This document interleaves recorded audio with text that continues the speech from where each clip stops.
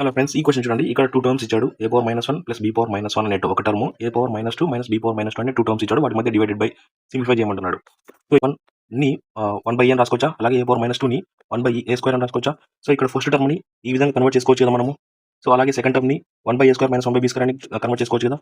So ఇక్కడ first టర్మ్ని LCM తీసుకున్నామంటే ab by b plus a వస్తుంది. అలాగే డివైడెడ్ బై ఈ సెకండ్ టర్మ్ని తీసుకున్నామంటే LCM a² b². So b² - a² వస్తుంది.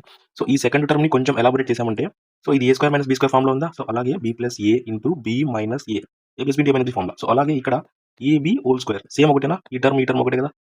So b plus a by ab, so into ఈ కింద ఉన్నది పైకి వెళ్తుంది, పైన కిందికి వస్తుంది, ఇంటూ డివైడెడ్ బై లో ఇంటూలే కన్వర్ట్ చేస్తున్నాం కదా.